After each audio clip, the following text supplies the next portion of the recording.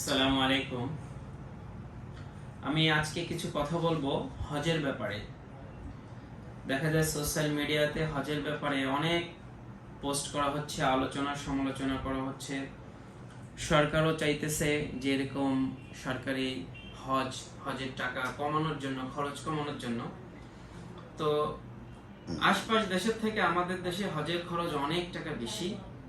তো যেটা আগে ছিল 1,00,000, 1,20,000, এখন এটা বেড়ে এই বছর 2025-এর জন্য সরকার ঘোষণা করেছে এই সেপ্টেম্বরের 1 তারিখ থেকে নভেম্বরের 30 তারিখ পর্যন্ত এই 3 মাসের ভিতর রেজিস্ট্রেশনটা করতে হবে।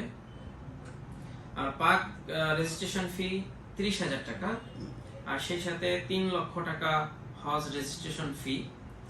সব মিলিয়ে হয়তো 5,76,000 টাকার মতো হতে পারে। সরকার বলেছে কিছু কমাবে। তো আমি বাংলাদেশ সরকারের উদ্দেশ্যে বলতে চাই যে আমাদেরকে যদি হজের খরচ কমাইতে হয়, সর্বপ্রথম আমাদের হজের রেজিস্ট্রেশন ফি কমাইতে হবে। আর এই হজের রেজিস্ট্রেশন ফি কমাইতে হলে আমাদেরকে সৌদি সরকারের সাথে এই ব্যাপারে কথা বলে সরকারিভাবে, যারা সরকারিভাবে হজে যাবে, যারা বেসরকারিভাবে হজে যাবে, যদি আমরা হজের রেজিস্ট্রেশন ফি কমাইতে পারি সৌদি সরকারের সাথে কথা বলে, তাহলে অনেকটা কমে আসবে। আরেকটা বিষয় আছে বিমান টিকিট। আমাদের সবচেয়ে বেশি সিন্ডিকেট যেটা হচ্ছে সেটা বিমান টিকিট নিয়ে।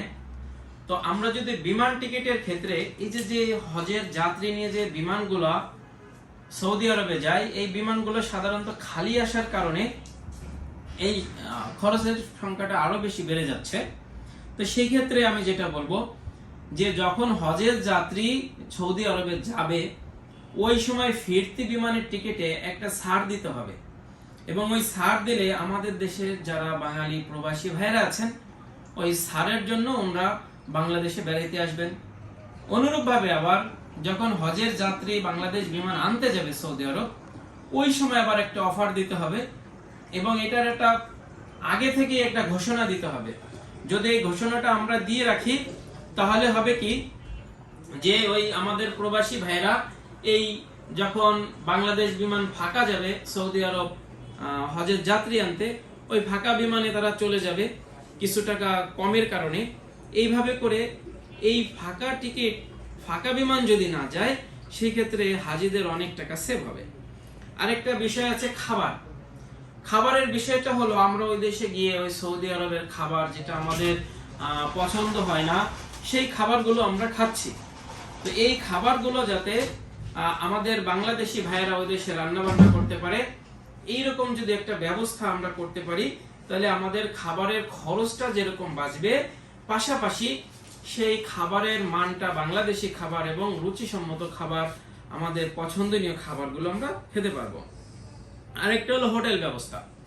সৌদি আরবে যে হোটেল ব্যবস্থাগুলো আছে, সেগুলো হলো সারা বছরের জন্য কপিলরা ওইগুলাকে ভাড়া দিয়ে থাকে।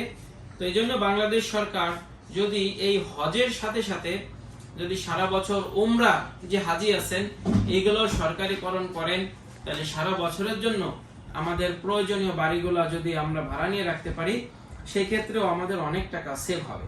এখানে অনেক সিন্ডিকেট হয়, বিশেষ করে বাড়ি ভাড়া নিয়ে। আরেকটা বিষয় হলো যাতায়াত ব্যবস্থা। আমাদের সৌদিতে যত হাজি আমাদের যাবেন, তাদের যাতায়াত ব্যবস্থার জন্য সরাসরি আমাদের কোনো এক ট্রাভেলসের সাথে বা একাধিক ট্রাভেলসের সাথে যদি আমরা যোগাযোগ করে রাখি, আমাদের কখন কি ফ্লাইটের শিডিউল আছে, সেই শিডিউলগুলো যদি তাদের দিয়ে রাখি, সেই ক্ষেত্রে তারা আমাদেরকে নিবে আনবে, এখানেও আমাদের কিছু টাকা সেভ হবে। এখানে যদি কোনো মিডিয়া না থাকে, মাঝে যদি কেউ না থাকে, ভায়া না থাকে।